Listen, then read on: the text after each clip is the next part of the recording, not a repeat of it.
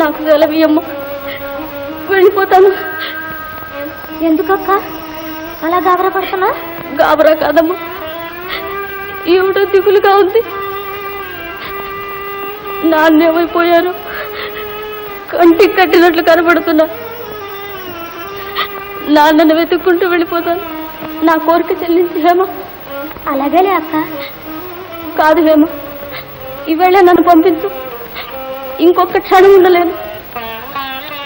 అక్క ఒక్క మాట చెప్తాను విను. మరేమీ చెప్పొద్దమ్మా, నన్ను పంపించు. పంపించడం కాదక్క, మనిద్దరం వెళదాం. అవునక్క, మా నాన్న సంగతి తెలుసు కదా. ఆ హృదయంలో ప్రేమ అన్న మాటకు తావేలేదు. అంతా ఆశ, దురాశ. ఆశకి బలైపోయింది మా అమ్మ. తల్లి లేదని కొరత కనపడకుండా నువ్వే కదా నన్ను కాపాడా. నువ్వు లేకపోతే నేను ఇక్కడ ఒక క్షణమైనా బ్రతకగలనా? హేమ, హేమ, ఇక్కడ ఉండినా మనల్ని బ్రతకనిస్తాడా మా నాన్న? ఇద్దరం వెళదాం, నా మాట విను.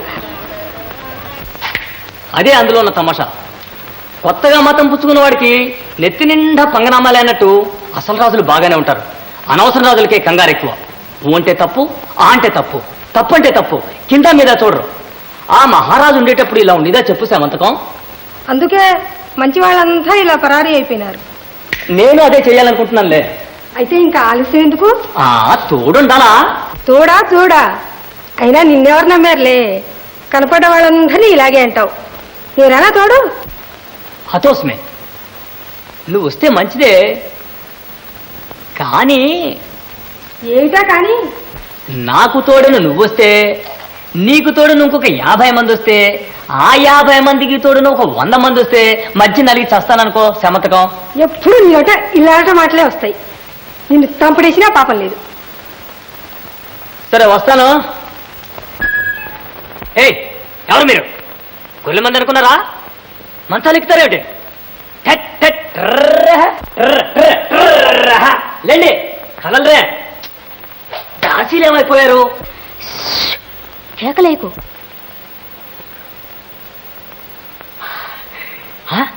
నిజంగా మీరేనా? ఎవరో అనుకున్నాను. ఇంకోళ్ళైతే తుక్కురే కొట్టేసేవాడినే. ఎందుకు ఈ వేషాలని? మేము ఈ బాధలు తప్పించుకుని పోతున్నాం. ఎవరికి తెలియ నీకు? తప్పించుకోవడమే మా మంచి ఆలోచన చేశారమ్మా. మంచిదే గాని మరి వస్తావా? తమాషా చేస్తున్నావా? పరాసిగాల బాచిగాడికి పాము కుట్టినట్టయింది నా పని. వస్తానంటే నమ్మరే? కాస్తే మీరు ఉండిపోండి, నేను మాత్రం ఇక్కడ ఉండను. నేను వెళ్ళిపోతాను, దయించండి. ఇదే ఆఖరు సెలవు. వస్తాను, నమస్తే. ఉండు ఉండు, నిజమేనా అవుతారా? నా తలకాయ మీద ఒట్టే. అయితే మరి వెళ్ళి వీలు చూసుకొని తొందరగా రా. అలాగే. అవతారం రావడం మనకు అనుకూలమే, కానీ నీ మగ సహాయం మాట మాయమైందే. మాయం ఎందుకు అవుతుంది?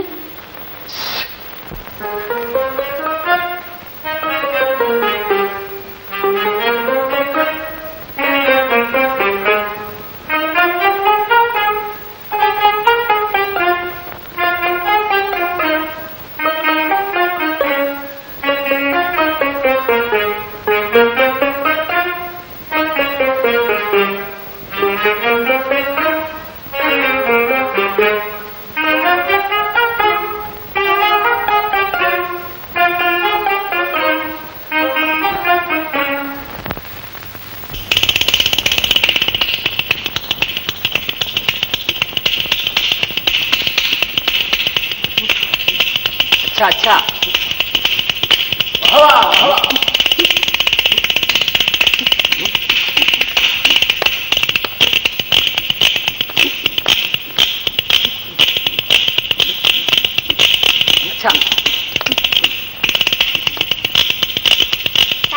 తగ్గండి.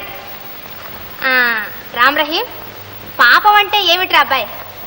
जो पुण्य है वही पाप है भाईजान. आमांग पुण्यमिल्लाददु पापं, पापमिल्लाददु पुण्य. ಆಮಾಂಗ ಪಾಪ ಅಂದ್ರೆ ನಾನು ಹೇಳ್ತೇನೆ ಕೇಳ್ರಿ. ಪಾಪಕ್ಕೆ ಪಾಪ ಬೆರೆಸಿದರೆ ಪಾಪ ಎಂದು ಭಟ್ಟಾಚಾರ್ಯ ಹೇಳ್ತಾರೆ. ప్రభువు నామమును పట్టి ప్రార్థన చేయువాడెవడో వాడే పుణ్యాత్ముడు. అడుగుడి ఈయబడును, వెదుకుడి దొరుకును, తట్టుడి తెరవబడును, నమ్ముడి పాపము పోవును, పరిశోధన తగ్గును. ఇంతకీ దేవుడు ఏ రంగులో ఉంటాడంట? నీరంగే అంటాను. నీళ్ళ రంగురా? ఏడ్చో, నలుపు. నలుపా? ఇల్లే కరుపు. అసలు దశావతారాలు ఎందుకు ఎత్తాడన్న ఉద్దేశం? చేతగాక నన్నే ఎత్తమంటే వెంటనే ఎత్తి ఒక్క అవతారంతో నా తడాఖా చూపించేదాన్ని. ఈ అవతారం ఒరే నోర్మైండ్రా మూసరా మూసా. నాటకాలు మీదే. ఇటువంటి విషయాలు గురుదేవుని అడిగి తెలుసుకుందాం. గురుదేవ్ గురుదేవ్ గురుదేవ్ గురుదేవ్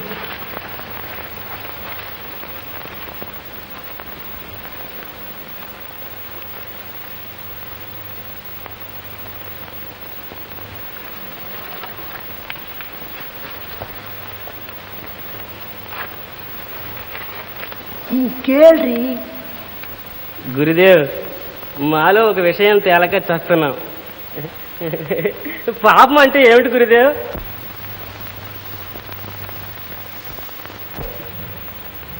నాయన ఊసరాజు, పాపం అంటే మరేమీ లేదు.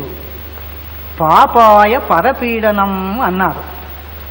కామ, క్రోధ, లోభ, మోహ, మద, మాత్సర్యాది దుర్గుణముల చేత ఇతరులకు బాధ కలగజేయడమే పాపం. సత్యం, అహింస, శాంతి, శమదమాది సద్గుణముల చేత ఇతరులకు ఉపకారం చేయడమే పుణ్యం అన్నారు. కోటి గ్రంథాల్లో ఉన్న సారం ముచ్చి 3 మాటల్లో చెప్పారు.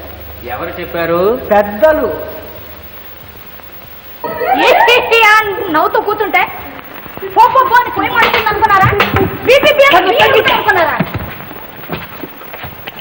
రామానుజ, ఇంట్లో చారడు గింజలేవు, బేడ తప్పనేయకుండా మెక్కడానికి మాత్రం తయారవుతారు పప్పుదాసుల్లాగా. నేనేదో లేనమ్మా ఈ సంసారం. అయ్యో, దేశగయ్య కూతురు ఎంత దిక్కుమాలిపోయింది. వేదవ కూతురు నేను. పాపం అమ్మగారిని ఎందుకు అలా ఆడిపోసుకుంటారు? ఇంట్లో కుండలన్నీ నిండుకున్నాయి. మీరు ఊరుకోండమ్మా, మీ బదులు నేను ఏడుస్తాను. పరమానందం అలా నంగనాచిలా తిష్ట వేసుకుని కూర్చోపోతే ఆ మహారాజు పుణ్యాత్ముడు పాపం చచ్చి స్వర్గానే ఉండుంటాడు. ఎంతో ధనం ఉందని చెప్పాడే. ధనం ఏమిటమ్మా? వెండి, బంగారం, వజ్రాలు, మోరీలు, మరకతలు, మాణిక్యాలు, కెంపులు, ఇంకా ఇంకా ధగలు. అవునా? అవన్నీ అలా మట్టితో కలిసి మట్టి అయిపోవడం ఎందుకు? కొంపతీసి మనకు సంతానం అంటూ కలిగితే వాళ్ళైనా అనుభవించడానికి ఉండద్దు? అందులో అరపాలు బయటకు వస్తే ప్రపంచంలో ఆకలి బాధ అనేది ఉంటుందా గురుదేవ్? అలాగేడు మీ గురువు గారితో. అయితే ఏమంటావు శాంత? ఏమంటావట? మంట. మానుజ, మరి ఏమీ లేదు గురుదేవ్, ఆ ధనం సంగతి మనకు తెలుసును కదా. అంతా కాకపోయినా అందులో కొంతైనా. కొంత ఏమిటే? మిగతాది బూజు పట్టాలా? అదేనమ్మా, అదే. అవన్నీ తెచ్చుకుని మనం మహారాజులాగా ఉండకూడదు? మరి 100 మంది శిష్యులను ఉంచుకుని ఊరెక్కకూడదా? పుట్టింది మొదలు చచ్చిన దాకా ఈ ముష్టి బ్రతికేనా? ఇందుకేనా దేశకయ్య కాళ్ళు కడి కన్నెధార పోశాడు? ధనమనగానే అందరికీ ఆశే. ఆ ఆశకు లోను కాని వాడే ధన్యుడు. పరమానందం. ఈ వేదాంతం కట్టిపెట్టండి, చాలా ఉంది గాని. కానీ కాదు, గుడ్డి గవ్వైనా ముట్టకూడదు. అది మనది కాదు. ఇంకొకరి ధనం అపహరిస్తే మనకు దొంగకు వ్యత్యాసమేముంది? పరమానందం. అలా అనుకోవడం ఎందుకు గురుదేవ్? మహారాజు చేసిన పరిచర్యకు ఆ మాత్రమైనా మనకు ముట్టకూడదా ఏమిటి? అంతకన్నా 10 రెట్లు ఎక్కువ ఆశ్రమం కోసం వ్యయం చేశారు. ఈ జమా ఖర్చుల మాటకేం గాని ఇంతకీ ఆ ధనం తెప్పిస్తారా లేదా? కూడదు. కూడునో కూడదో ఆ ధనం తెప్పించాలి. గంగిరెద్దులాగా తల ఊపడం కాదు, ఆ ధనం తెప్పించి తీరాలి. అది జరగని పని. ఏమిటి? జరగదంటే జరగదు అంతే. పరమానందం. అయితే ఆశ్రమం కూడా ఒక క్షణం జరగనివ్వను. పోతారా చేస్తున్నారా? ఇక్కడ మీకెవరు తిండి పెట్టేవాళ్ళు లేరు. పొమ్మంటుంటే ఎద్దుల్లాగా బలుసున్నారు. పొట్టకి 4 గింజలు తెచ్చుకోలేరు. పరండి, తెచ్చిన్నాడే తిండి. పోతారా పోరా, పొమ్మంటుంటే